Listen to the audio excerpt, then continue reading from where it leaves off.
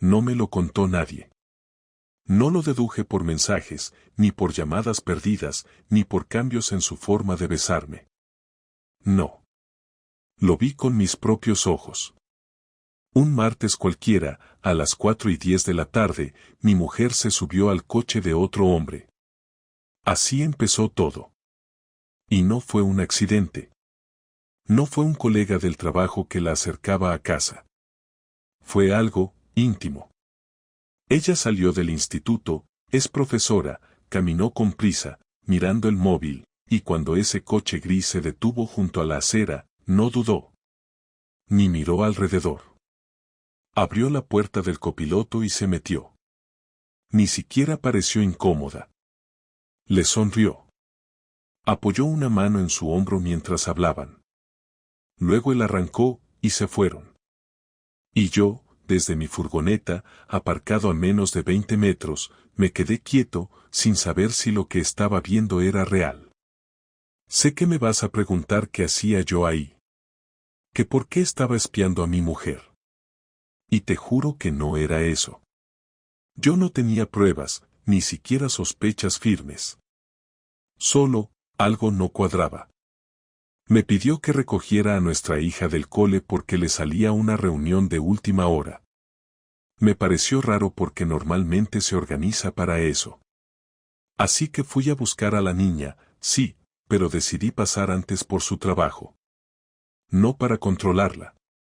Solo para ver si realmente tenía esa reunión. Pura curiosidad. O instinto. Lo que vi me atravesó. Como si alguien me hubiera disparado en el pecho. Volví al coche con Carla como si nada. Le puse los dibujos en la tablet y fingí que todo estaba normal. Pero por dentro sentí que el suelo bajo mis pies ya no era seguro. Que había empezado algo. Una historia que aún no conocía, pero que me estaba apuntando directamente con una escopeta cargada. Esa noche no dije nada. Y eso fue lo peor. Empezó la fase más jodida de todas, fingir. Vivir con una sospecha clavada en el estómago sin poder soltarla. Sonreír mientras ceno con ella y con nuestra hija. Dormir a su lado sabiendo que, por la tarde, había estado con otro. Pensé que era una locura. Que igual me estaba montando una película. Que quizás sí era un compañero de trabajo. Que soy un celoso de mierda. Pero no. No soy celoso. No lo fui en 11 años. Y ese coche no era de nadie del instituto. No tenía el cartel de zona docente. No era ningún Uber. Era un coche personal.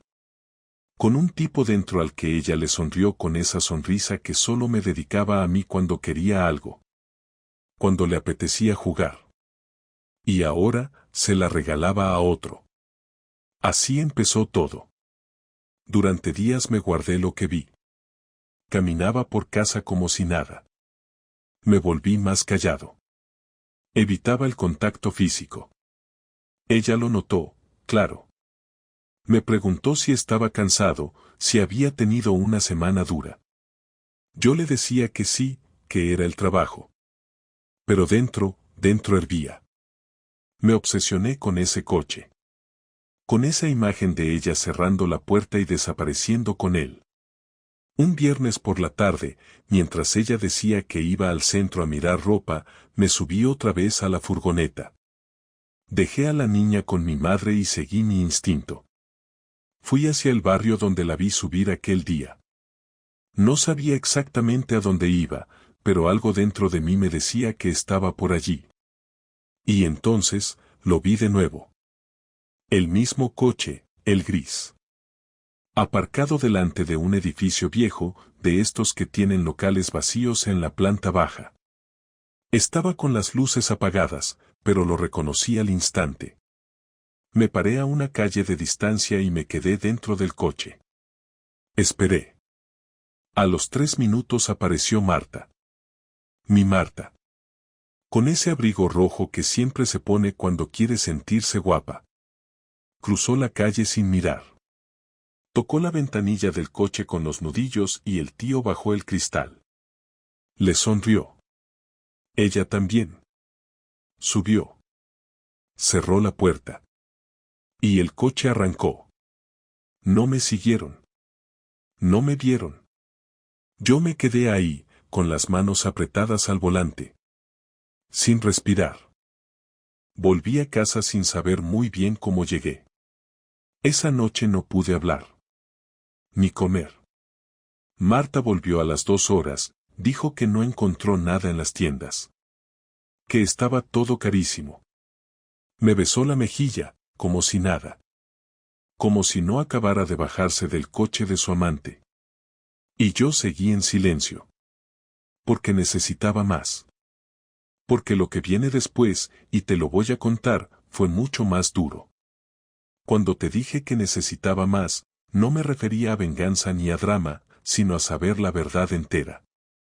Necesitaba que algo me confirmara que no estaba loco, que lo que vi aquel martes no fue un malentendido. Durante varios días seguí haciendo mi vida normal, o al menos lo intenté, pero la sensación de estar viviendo con una desconocida se hacía más fuerte cada mañana. Marta seguía actuando como siempre, se reía con Carla, hablaba de los alumnos del instituto, me contaba alguna tontería del claustro, pero su mirada ya no era la misma. Antes, cuando hablaba conmigo, me miraba directamente, ahora sus ojos se iban a otro sitio, como si pensara en otra cosa. Lo más jodido era que seguía siendo cariñosa, no fría ni distante, y eso me confundía todavía más. Porque si me hubiera tratado mal, si me hubiera ignorado, lo habría tenido claro. Pero no, me abrazaba, me tocaba la cara, me decía que me quería, y a la vez me mentía. El viernes siguiente al del coche decidí no ir al trabajo. Fingí un problema con la furgoneta y me quedé en casa, esperando verla salir. Sabía que los viernes solía ir al instituto solo por la mañana y que por la tarde, si no tenía guardia, se iba a casa de su amiga Raquel o al gimnasio. A las 3:15 la vi salir. Se había puesto el mismo abrigo rojo. Ese abrigo se me había quedado grabado desde el otro día. Caminó con calma, sin mirar atrás, con el móvil en la mano. En cuanto dobló la esquina, cogí las llaves y la seguí. Vivimos en una zona tranquila, con calles pequeñas y muchas salidas, así que tuve que mantener cierta distancia. La vi caminar hacia la parada del bus, pero no se subió. Se paró en la esquina de un bar y esperó. A los pocos minutos apareció el mismo coche gris. Él bajó del coche, la saludó con 2 besos, y se quedaron hablando unos segundos. Ella se reía, levantaba la mano para tocarle el brazo, y luego subieron al coche. No había duda. Esa confianza, esa forma de mirarse, no era la de 2 colegas. Era otra cosa. El coche arrancó y yo lo seguí.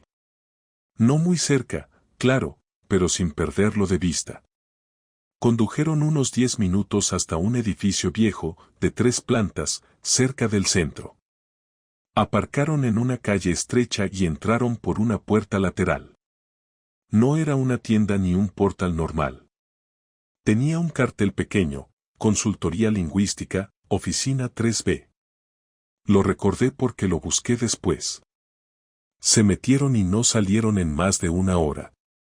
Yo estuve en el coche, sudando, temblando, sin atreverme a moverme. Cuando al fin salieron, ella se había soltado el pelo y él la abrazó antes de separarse. Le dio un beso corto, rápido, pero no de amigos. No necesité más. Era suficiente para entender que me estaba engañando. No había ninguna otra explicación posible.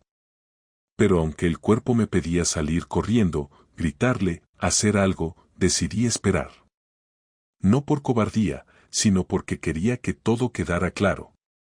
Quería que ella me lo dijera a la cara, sin poder negarlo. Quería verla mentir, para saber hasta qué punto podía hacerlo. Esa noche me costó mantener la compostura. La miraba y solo veía a una actriz interpretando el papel de mi mujer. Hablaba de lo que íbamos a hacer el fin de semana, de una excursión con Carla, y yo asentía, tragando saliva. En un momento dado me dijo: ¿te pasa algo? Te noto raro últimamente. Le contesté lo primero que se me ocurrió. No, nada. Estoy cansado del curro, eso es todo. Pues descansa, cariño. Me sonrió. Yo mañana voy a pasar la mañana con Raquel, que quiere probarse unos vestidos, y luego vengo a comer. Vale. Dije. Me besó en la mejilla y siguió viendo la tele como si nada. El sábado a las 11 de la mañana salió de casa, arreglada, con ese perfume que solo usa cuando quiere impresionar. Me quedé mirando cómo cerraba la puerta y sentí que una parte de mí se moría un poco. Esperé 20 minutos y luego salí tras ella. No tardé en localizar el coche gris. Estaba aparcado en la misma calle donde lo vi antes. Subió sin dudar. El coche arrancó y lo seguí. Esta vez condujeron hacia las afueras, a un hotel pequeño, de esos que anuncian como rural pero que sirven para lo que todos sabemos. Aparcaron detrás. Yo también aparqué, a cierta distancia. Esperé, otra vez. Pasaron más de 2 horas hasta que volvieron a salir. Él bajó primero, miró a los lados y le abrió la puerta. Ella salió sonriendo, con el pelo despeinado, riéndose por algo que él dijo. Se besaron otra vez, más despacio. Luego ella subió al coche, y se fueron. Ese beso fue el punto de no retorno. Ahí supe que ya no había vuelta atrás. Que no era un error, ni una confusión, ni un momento de debilidad. Era una relación. Una historia que tenía su ritmo, su lenguaje, sus rutinas. Y yo era el idiota que vivía sin enterarse. Volví a casa, me encerré en el baño y estuve media hora mirándome al espejo. No lloré, aunque lo necesitaba. Sentía rabia, una rabia tan densa que me dolía en el pecho. No entendía nada. No podía dejar de pensar en todo lo que habíamos pasado juntos, en los años compartidos, en las tonterías que uno aguanta por amor.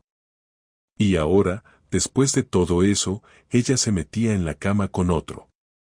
Me pregunté si en algún momento, mientras estaba con él, pensaba en mí o en nuestra hija. Cuando volvió a casa, fingí que no había pasado nada. Preparó la comida, puso música, habló de cosas sin importancia. En un momento me dijo: «Podríamos ir al cine esta noche, hace tiempo que no salimos los dos». «Sí, buena idea», le contesté sin mirarla. Y ella sonrió, como si nada estuviera roto. Esa noche en el cine apenas podía concentrarme. Ella apoyó su cabeza en mi hombro, me cogió la mano, y yo me quedé quieto. Su tacto me daba asco. Pensé en lo que había hecho ese mismo día con ese otro tipo, y sentí ganas de apartarme, pero me contuve. No quería levantar sospechas, no todavía. Quería tener la oportunidad de enfrentarla de verdad, sin escapatorias. El domingo pasé todo el día callado, fingiendo estar distraído. Por dentro iba planeando cada detalle de la conversación que iba a tener con ella.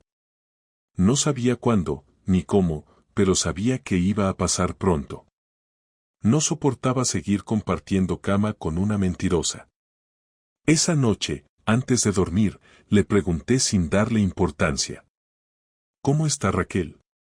«Bien, como siempre», contestó mientras se desmaquillaba frente al espejo. «¿Y el vestido?» «Al final no compró ninguno, ya sabes cómo es».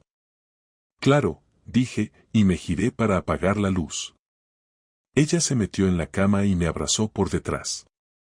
Sentí su respiración en la nuca, tranquila, como si no hubiera hecho nada malo. No pude dormir. El lunes por la mañana esperé a que se fuera al trabajo. Apenas cerró la puerta, abrí un cuaderno y empecé a escribir todo lo que había visto, con fechas, horas, lugares. No por obsesión, sino porque quería tenerlo claro, para que el día que hablara con ella no pudiera tergiversarlo. Cada detalle me dolía al escribirlo, pero al mismo tiempo me daba fuerza. Era como construir mi propia defensa. Esa tarde, cuando volvió, la vi entrar con una bolsa del supermercado y una sonrisa. Me saludó con un beso y empezó a guardar las cosas. La miré fijamente mientras lo hacía. Tenía el pelo aún húmedo, olía a colonia, y me di cuenta de que ya no sentía amor, solo una mezcla de desprecio y curiosidad. Pensé que en algún momento iba a confesar, pero no, seguía interpretando su papel. Cuando se dio la vuelta, le dije: Marta, necesito preguntarte algo. ¿Qué pasa? Me respondió, sin preocuparse demasiado. ¿Quién es el del coche gris? Se quedó quieta. No lo esperaba.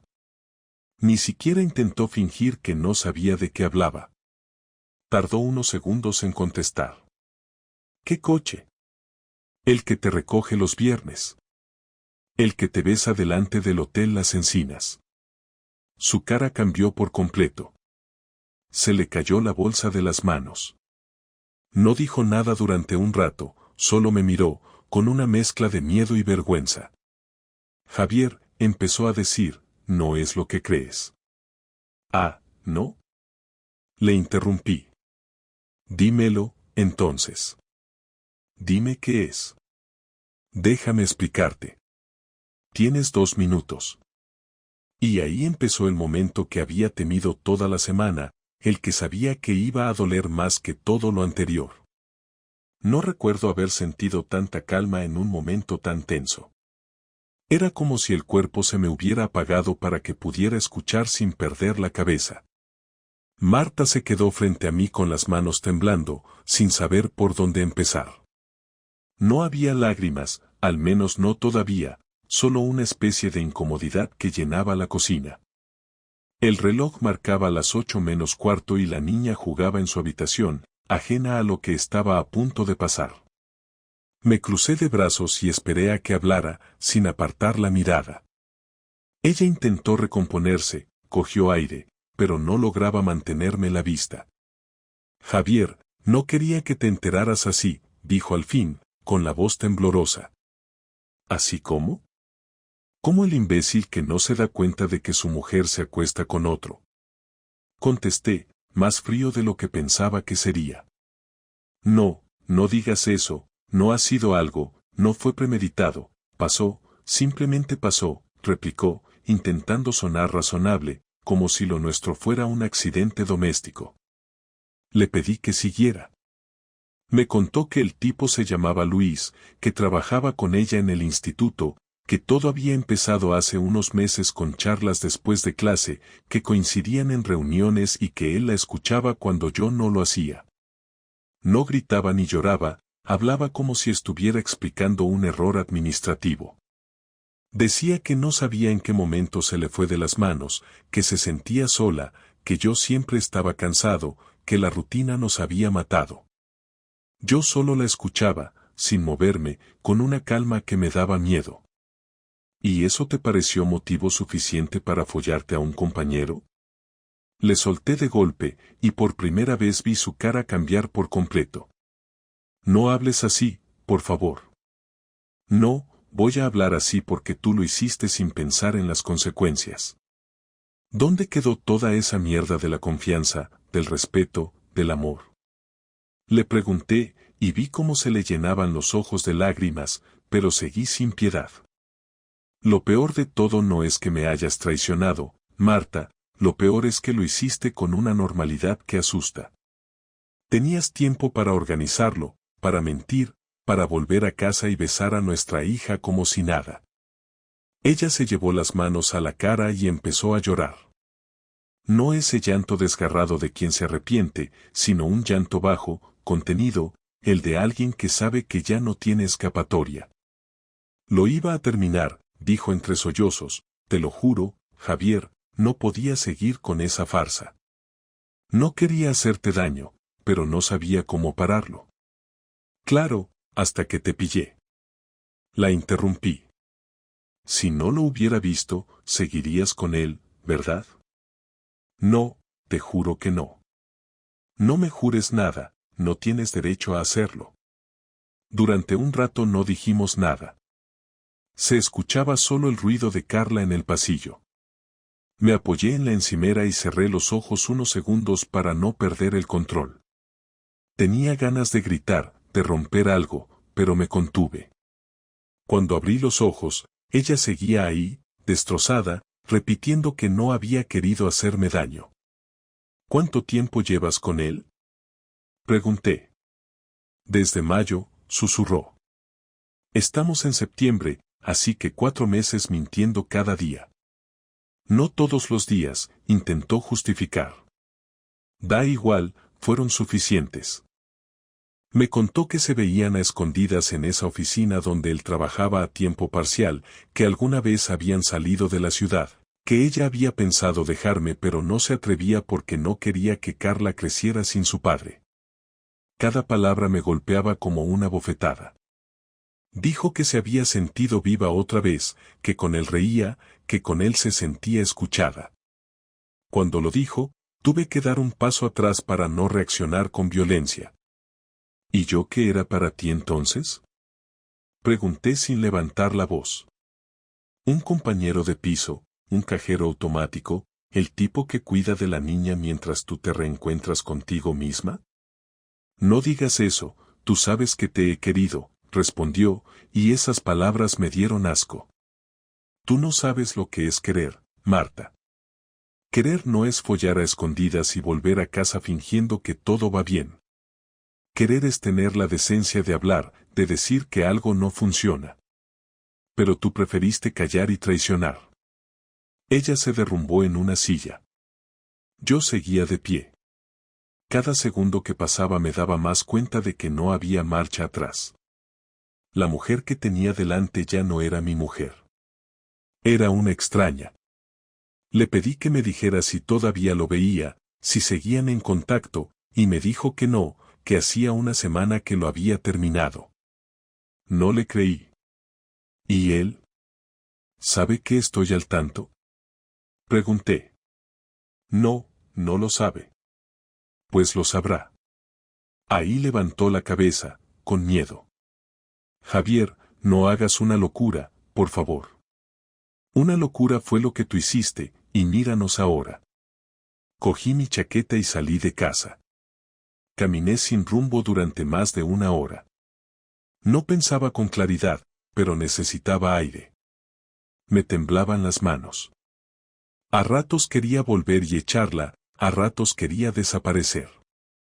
No sabía cuál de las dos cosas dolía más. Cuando volví, Carla ya estaba dormida y Marta seguía en el sofá, con los ojos hinchados. No hablamos. Fui directo a la habitación y dormí en el borde de la cama, sin tocarla. Al día siguiente se levantó temprano, preparó el desayuno, como si nada. Yo la observaba desde la mesa, intentando entender cómo podía seguir con esa normalidad. Me habló de llevar a Carla al parque, de la compra, de lo que faltaba en la nevera. Yo no respondía nada. Cuando se marchó con la niña, revisé el ordenador familiar. Tenía que comprobar algo. Entré en su correo y encontré varios mensajes eliminados, recuperables desde la papelera. Había correos entre ella y Luis, conversaciones sobre encuentros, horarios, excusas. Ya no necesitaba más pruebas, pero ahí estaban, frías, concretas, destruyendo cualquier resto de duda. Por la tarde, cuando volvió, le dije que había visto todo. No gritó ni se defendió. Solo bajó la cabeza y dijo que entendía si quería que se fuera. No te vas a ir todavía, le respondí. No hasta que hablemos de lo que viene después. ¿Después?, preguntó con voz baja. Sí, después de todo esto. Quiero que entiendas lo que has hecho y lo que va a pasar. Cenamos en silencio. Carla hablaba sin parar de un dibujo que había hecho, y los dos fingíamos escucharla. Cuando se acostó, volvimos al tema. Marta intentó convencerme de que podíamos ir a terapia, de que esto se podía reconstruir, que lo que pasó no borraba los años juntos. Me reí, no con burla sino con incredulidad. ¿Terapia? Después de verte salir de un hotel con él, de escuchar cómo te reías en su coche, no hay terapeuta que arregle eso. Yo no quiero perderte, me dijo, con un tono tan suave que por un instante pensé que era sincera. Ya me perdiste, le contesté, y por primera vez desde que empezó todo, sentí un poco de alivio al decirlo. Esa noche dormimos en la misma cama, pero separados. Ninguno de los dos conciliaba el sueño. La escuchaba respirar, y a cada inhalación se me revolvía el estómago. Al día siguiente, ella fue al trabajo y yo me quedé en casa. Llamé a un amigo abogado, le pedí una cita y le conté lo que pasaba. No quería actuar por impulso, pero necesitaba saber qué podía hacer. Me explicó las opciones, los plazos, las consecuencias. Lo escuché todo con la mente en otro sitio, pensando en cómo contarle a mi hija que sus padres ya no serían los mismos. Por la noche, cuando Marta volvió, me pidió hablar otra vez. Dijo que había estado pensando todo el día en cómo arreglarlo. Que había terminado definitivamente con él, que no iba a verlo más, que solo quería que la perdonara. No quiero tu perdón, le dije sin levantar la voz. Quiero respeto, y eso ya lo perdiste. ¿Y qué vas a hacer entonces?, preguntó. Aún no lo sé, pero no voy a quedarme de brazos cruzados. Se quedó callada, esperando que dijera algo más, pero no lo hice. Fui a la habitación, cerré la puerta y me quedé sentado en la cama, mirando la pared. Pensé en todo lo que habíamos vivido, en los primeros años, en los planes que ya no tenían sentido. Me sentí viejo, cansado, vacío. Y al mismo tiempo, una parte de mí empezaba a sentir algo nuevo, algo parecido a una idea de revancha. No por despecho, sino por justicia. En ese momento entendí que el dolor ya no era solo dolor, era combustible. Y que si ella había tomado decisiones sin pensar en mí, yo también podía empezar a hacerlo sin pensar en ella. No tardé en entender que si me quedaba quieto, ella lo iba a usar a su favor. Empezó a portarse como si lo que hizo hubiera sido una especie de error menor, como si ya lo hubiera reconocido, se hubiera disculpado a su manera, y ahora lo lógico fuera avanzar, como si la única opción fuera reconstruir y hacer como si aquí no hubiera pasado nada. Eso me quemaba por dentro. Me hablaba con suavidad, me ofrecía café por las mañanas, se ponía ropa más discreta, evitaba el móvil delante de mí, y sobre todo, mostraba esa sonrisa culpable de quien ya se siente perdonada antes de que uno abra la boca. Pero yo no había perdonado nada. No porque no pudiera, sino porque no quería. No después de ver la imagen de ella saliendo de ese hotel, después de meses enteros de mentiras, después de todas las veces que fingió estar en una reunión mientras se revolcaba con ese imbécil. Esa imagen no se me iba. Y no pensaba quedarme con los brazos cruzados. Lo primero que hice fue hablar otra vez con mi abogado. Le pregunté exactamente qué necesitaba para presentar el divorcio con pruebas de infidelidad, y me explicó que en la práctica esas pruebas no afectaban mucho al resultado si no había un acuerdo previo o cláusulas específicas. Pero había una forma de hacer que tuviera consecuencias, a nivel económico y personal.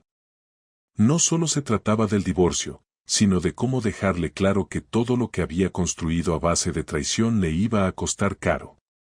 Le conté lo del coche, el hotel, las fechas, los correos, los mensajes. Me dijo que si tenía imágenes, sería más fuerte. No tenía muchas, pero sí una foto que tomé con el móvil desde la furgoneta el segundo día que la vi con él. Se veía el coche aparcado, ella entrando, y aunque no era muy nítida, se la reconocía. Le envié la imagen, los correos que recuperé del portátil, y le pedí que preparara todo para el momento en que yo decidiera actuar. Después me dediqué a lo que mejor se me da, observar. Empecé a revisar sus horarios, sus rutinas, la forma en que salía de casa, cuánto tardaba en volver, a qué hora se conectaba en redes sociales. Quería saber si lo seguía viendo. Y no me costó mucho darme cuenta de que sí. Marta decía que estaba con amigas, que tenía formación con el equipo docente, que iba a ver a su hermana. Todo excusas. No me lo decía con descaro, lo hacía de forma sutil, como si esperara que ya no importara. Pero a mí sí me importaba. Mucho. Y si ella seguía con su jueguito después de haber sido descubierta, entonces lo mío ya no iba a ser una conversación, iba a ser un ajuste de cuentas. Una tarde le dije que iba a salir con unos amigos, cosa que no hacía desde hacía meses. Marta me miró con sorpresa, pero no dijo nada. Salí de casa, conduje hasta el centro, aparqué en una calle donde no solía dejar la furgoneta y empecé a caminar. Llevaba conmigo una pequeña cámara oculta que había conseguido por internet, de esas que se usan para grabaciones discretas. Me costó acostumbrarme a llevarla en la solapa, pero funcionaba. Me acerqué al edificio donde sabía que ella y Luis solían verse.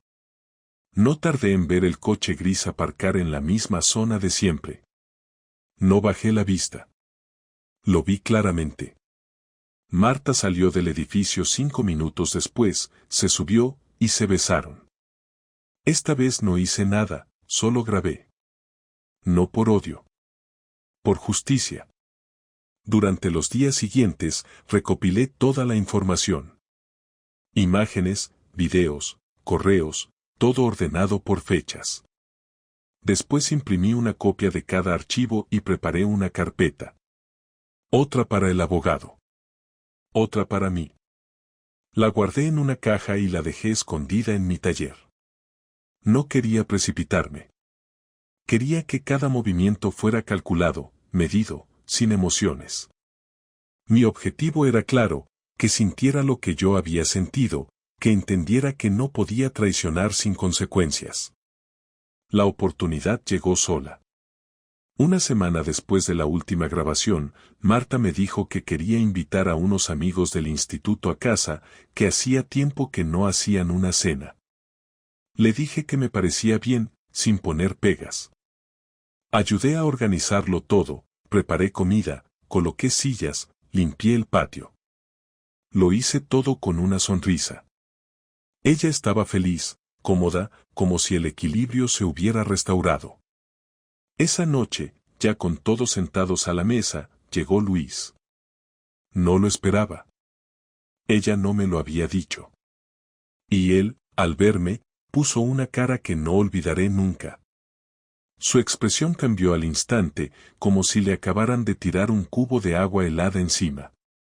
Le tendí la mano con tranquilidad, y él la estrechó, tenso. Durante la cena fui educado, hablador, incluso simpático. Observaba cada gesto entre ellos, cada mirada, cada pausa. Marta evitaba mirarlo demasiado. Él tampoco se atrevía a estar relajado. A mitad de la velada, me levanté y dije que quería decir unas palabras. Todos me miraron con atención. Hablé de los años con Marta, de nuestra hija, de lo importante que es la lealtad. Nadie entendía a qué venía eso. Hasta que saqué la carpeta. La dejé sobre la mesa.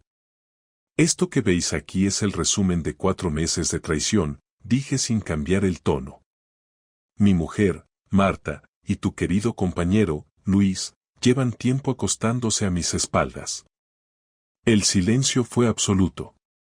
Algunos miraban a Marta, otros a mí, otros a Luis, que se puso blanco. Marta intentó decir algo, pero la interrumpí. No quiero una discusión aquí. Solo quería que supierais con quién trabajáis cada día, con quién tomáis café, con quién compartís charlas de pasillo. Gente que es capaz de destruir una familia mientras sonríe y sigue con su vida como si nada. Me fui de la mesa, recogí mis cosas, y salí. No me detuve aunque Marta gritó mi nombre. Esa noche dormí en casa de un amigo. Al día siguiente volví, tomé mis documentos, preparé la separación formal y le entregué una copia a ella. No dijo nada. Solo la miré a los ojos y le dije. Te dije que no iba a quedarme de brazos cruzados. Desde entonces ya no compartimos cama. Vivimos en la misma casa, pero somos dos desconocidos. He puesto en marcha el proceso legal, y aunque sé que va a ser largo, tengo la tranquilidad de haber recuperado el control. Queda mucho por resolver. Carla aún no sabe nada. La casa, los acuerdos, todo está pendiente. Pero ella ya sabe que esto no se va a tapar con una disculpa. La gente a su alrededor lo sabe, sus padres lo saben, sus compañeros también. Ahora le toca a ella explicar, justificar, enfrentar lo que hizo. Yo, por mi parte, solo he empezado. ¿Quieres que escriba la parte 5, con la conversación final entre ellos, la resolución emocional del protagonista y el futuro del matrimonio?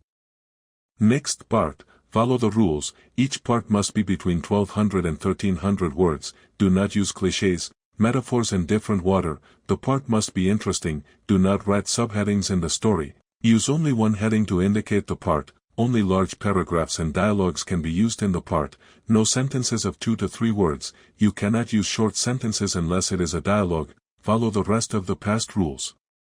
Cheating. Parte 5. La casa se volvió un lugar mudo, con sonidos prácticos y ningún gesto. Compartíamos techo, pero no horarios. Yo salía temprano, me quedaba más tiempo en el trabajo, alargaba las rutas, hablaba más con los clientes, cualquier cosa para no tener que cruzarme con ella más de lo necesario. Cuando coincidíamos, era en silencio. No había insultos, no había gritos, pero tampoco palabras. Marta no insistía en hablar. Ya no intentaba justificarse ni se esforzaba en limpiar su imagen. Supongo que después de lo que pasó en la cena con sus compañeros, entendió que ya no podía maquillarlo. Yo tampoco quería escuchar nada más. La decisión estaba tomada. Había iniciado los trámites y estaba dispuesto a ir hasta el final. Lo único que me preocupaba era Carla. Lo demás me daba igual. Un viernes por la noche, después de acostar a la niña, me encontró en el comedor mientras terminaba un informe para el abogado. Se quedó de pie, con una hoja en la mano. No dijo nada, solo me la extendió. Era una carta. No era larga. No la leí al principio. Solo la dejé a un lado y seguí escribiendo. Quiero hablar contigo cuando tengas un momento, me dijo con una voz tan baja que parecía no querer ser escuchada. No creo que tengamos ya nada que hablar, le respondí sin mirarla. Sí lo hay. No para cambiar nada, pero para cerrar esto de una vez, añadió, sin moverse. ¿Y por qué ahora? Pregunté, dejando el bolígrafo sobre la mesa. Porque ya no puedo más, contestó, sin dudar. Eso me lo podrías haber dicho antes de meterte en una habitación de hotel con tu compañero. No busco tu perdón, Javier, ni voy a pedirlo otra vez. Solo quiero que hablemos como dos personas que han compartido años y una hija. No para convencerte de nada, ni para justificarme. Solo quiero que, cuando todo esto termine, no haya más basura entre nosotros. Al menos por Carla. No supe qué contestar, así que le hice un gesto para que se sentara. Se sentó frente a mí, sin acercarse demasiado. No sé cómo esperas que hablemos cuando fuiste capaz de hacer lo que hiciste con esa tranquilidad. Si me hubieras dicho que estabas mal, que necesitabas algo, lo que fuera, habría hecho lo posible. Pero preferiste callártelo y darte a otro, como si yo no valiera ni una conversación. Sé lo que hice, y sé que no hay vuelta atrás. Lo que pasó no tiene justificación. Ni lo intento. Pero tú tampoco eres el mismo desde hace tiempo. No quiero culparte, solo decir que llevábamos años funcionando por rutina, sin hablarnos como antes, sin tocarnos, sin mirarnos de verdad. ¿Y esa es la explicación? ¿Que no hablábamos lo suficiente? Entonces cada pareja que entra en una etapa difícil tiene que acostarse con un compañero de trabajo. No. Pero me equivoqué. Quise sentirme viva otra vez y lo hice de la peor forma posible. No lo hiciste de una vez, Marta. Lo hiciste durante meses. Lo organizaste, lo escondiste, volviste a casa como si nada, dormiste a mi lado como si no pasara nada. Sí, y cada noche era peor que la anterior. Me odiaba por dentro, pero no sabía cómo parar. No tenía el valor de romper contigo, ni de dejar lo otro. Pensé que podía tener las dos cosas. Y fui una cobarde. Esa cobardía te costó una familia. Espero que te haya valido la pena. No me valió la pena. Perdí el respeto de mi hija, perdí el tuyo, y me perdí a mí misma. He perdido todo. No has perdido todo. Luis sigue ahí, ¿no? No. Lo terminé en cuanto volviste a mirarme como si no me conocieras. Me di cuenta de que no podía seguir jugando a eso. Y él tampoco era lo que pensaba. Me da igual lo que era o no era. Ese ya no es mi problema. Quiero que hablemos de lo que viene. Carla tiene derecho a saber algo. No podemos seguir fingiendo. No estoy fingiendo. Solo no quiero destrozarla con algo que no puede entender. Pero tienes razón. No podemos alargar esto más. ¿Podemos hacerlo juntos? Explicarle que papá y mamá ya no van a vivir como antes, pero que los dos van a estar siempre con ella. Podemos. Pero sin mentiras. Y sin historias edulcoradas. Vale. Estoy de acuerdo. Nos quedamos en silencio. No había emoción en mi voz, ni esperanza en la suya. Todo sonaba a trámite, a obligación. Ella se levantó, me dejó la carta y se fue a su habitación. No la abrí hasta pasada una hora. La leí sin esperar nada. Era simple. Me decía que se iba a quedar en casa de su hermana durante el proceso, que ya había hablado con su abogada y que estaba dispuesta a firmar los términos que habíamos propuesto. No iba a pelear por la casa, ni por la custodia. Quería una custodia compartida, pero sin alterar el día a día de Carla. Me agradecía no haber reaccionado con violencia, y terminaba diciendo que, aunque ya no podía reparar lo que había hecho, esperaba que algún día pudiera recordarnos con algo más que rabia. La dejé sobre la mesa. No me emocionó, no me conmovió, no me cambió nada. Al día siguiente se fue. Ayudó a Carla a preparar su mochila, la llevó al cole como siempre, volvió, metió 2 maletas en el coche, y se marchó sin decirme adiós. Yo estaba en el taller, fingiendo estar ocupado. La escuché cerrar la puerta y no me moví. Esa noche, Carla me preguntó dónde estaba mamá. Le dije la verdad.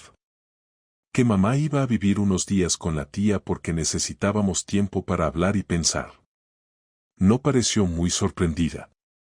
Me dijo que en clase una amiga suya también tenía a los padres separados.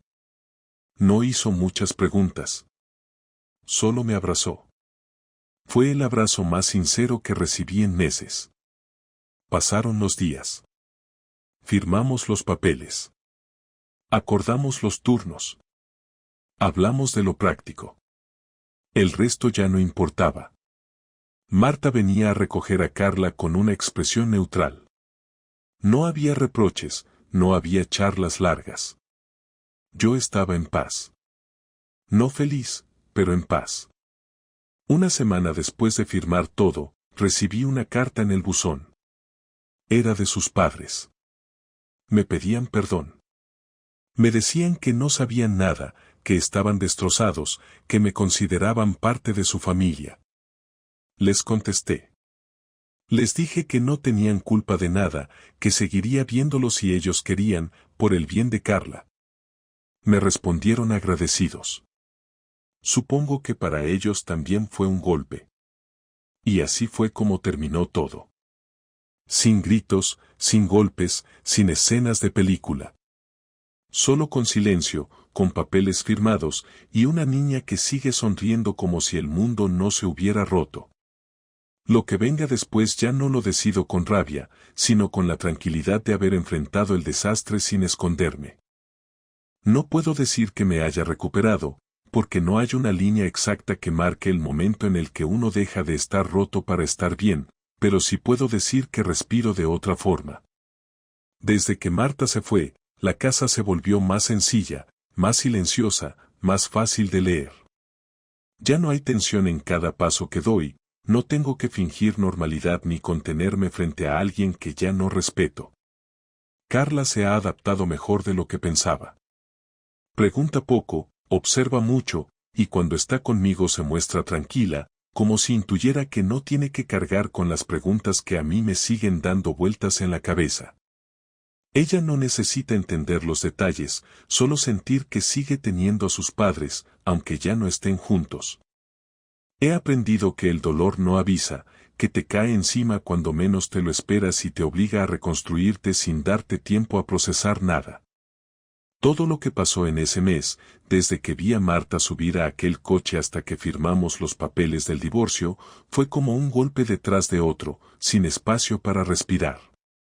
Me encontré en una situación que jamás imaginé, y si me hubieran preguntado antes cómo reaccionaría ante una traición, probablemente habría dicho que sería incapaz de controlarme.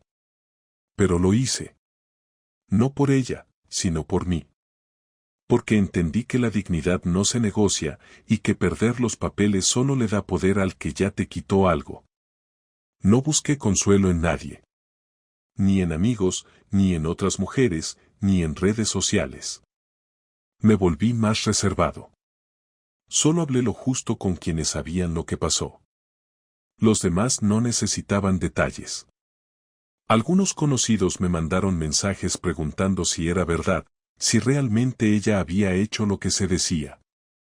No respondí. El morbo de la gente no me interesa. La familia de Marta se mantuvo al margen. Su madre me llamó una vez, llorando, diciendo que no entendía cómo su hija había sido capaz de algo así. Le dije que no buscara explicaciones. Que ya no había marcha atrás. El único al que le conté todo, con pelos y señales, fue a mi hermano mayor. Me escuchó durante horas sin decirme qué debía hacer. Solo asentía, bebía de su vaso y de vez en cuando soltaba una frase corta, sin darme lecciones. Me ayudó más que cualquier otro. No necesitaba consejos, necesitaba compañía. Alguien que no me dijera que el tiempo lo cura todo, porque esas frases no sirven de nada cuando estás en el suelo. Empecé a hacer cosas nuevas, sin planearlo. Me apunté al gimnasio del barrio, más por ocupar la mente que por otra cosa. Empecé a cocinar distinto, a limpiar con música puesta, a dormir con la puerta abierta. Cambios pequeños que nadie nota, pero que para mí significan que la casa ya no está marcada por ella. No tiré sus cosas. Están guardadas en el trastero. No porque quiera conservarlas, sino porque no tengo prisa por deshacerme de todo. Lo importante ya está fuera. He tenido momentos en los que he pensado en lo que habría pasado si ella no me hubiera engañado, si me lo hubiera contado antes de hacerlo, si hubiera tenido el valor de sentarse conmigo a decirme que se sentía vacía. Pero esos pensamientos no me llevan a ningún sitio. No quiero perder tiempo en hipótesis. Prefiero centrarme en lo que sí sé, que no merezco vivir con alguien que es capaz de mentir durante meses, que se mete en la cama de otro y luego se sienta a cenar contigo sin pestañear. Esa clase de traición no se cura con terapia, ni con tiempo, ni con explicaciones tardías. Esa clase de traición se corta de raíz, como hice yo. Algunos días, cuando llevo a Carla al colegio, me cruzo con padres que me preguntan por Marta. Les digo que estamos separados, sin dar más detalles. No necesito justificarme. Ella, por su parte, ha cambiado su ruta. Supongo que para evitar encontrarse conmigo. A veces me pregunto si sigue viendo a Luis. Me da igual. En serio. Puede estar con quien quiera. Ya no forma parte de mi vida. He recibido algunas indirectas de mujeres del entorno. Una madre del colegio, una compañera del trabajo, incluso una exnovia que me escribió por redes sociales después de años sin hablar. Les agradezco el interés, pero no estoy para eso. No necesito llenar el vacío con otra persona. Quiero estar solo un tiempo, aprender a estar bien conmigo mismo antes de volver a confiar en alguien. No digo que no quiera una relación en el futuro, solo que ahora no tengo espacio para eso. Carla pasa una semana conmigo y otra con su madre. Es lo acordado. Ella no parece molesta, ni triste, ni confundida. Los niños procesan las cosas de otra manera. Cuando está en casa conmigo, le dedico todo el tiempo posible. Le ayudo con los deberes, jugamos, vemos películas, salimos al parque. Me esfuerzo en que esos días sean estables, sin ruido, sin reproches. No hablo mal de su madre, nunca lo he hecho delante de ella. No porque Marta lo merezca, sino porque mi hija no tiene que cargar con nuestras decisiones. Marta me ha escrito 2 veces desde que se mudó. Mensajes largos, educados, tratando de sonar racional. Me agradece que esté cumpliendo con todo, me dice que espera que con el tiempo podamos tener una relación cordial por Carla. No le contesto más que lo justo. No le guardo odio, pero tampoco tengo ningún interés en volver a ser su amigo. Ella eligió el camino, y ahora solo queda recorrerlo hasta el final. Hay noches en las que me despierto de golpe y siento el hueco en la cama. No porque la extrañe, sino porque me doy cuenta de todo lo que cambió en tan poco tiempo. Hace menos de un mes estaba convencido de que tenía una familia normal. Ahora vivo solo con mi hija la mitad del tiempo y la otra mitad ordeno una casa donde ya no hay mentiras. Es extraño cómo cambia todo en cuestión de días. Pero también es liberador. La última vez que la vi fue hace una semana, cuando vino a buscar a Carla. Nos miramos a los ojos por un momento, y lo único que sentí fue distancia. Ya no hay amor, ni rencor, ni pena. Solo distancia. Y está bien. Es justo lo que necesitábamos para cerrar todo. Ahora pienso en el futuro sin miedo. No con ilusión, pero sí con tranquilidad. Sé que voy a estar bien. Que me voy a levantar cada día sin sentir que vivo una mentira. Que no voy a compartir mi cama con alguien que me oculta cosas. Y eso vale más que cualquier otra cosa. A partir de ahora, lo que venga será mío, bueno o malo, pero mío. No lo comparto con nadie que no lo merezca. Y eso, créeme, es lo mejor que me ha dejado todo esto. Porque por fin entendí que a veces, perderlo todo es la única forma de recuperar algo mucho más importante, el respeto por uno mismo.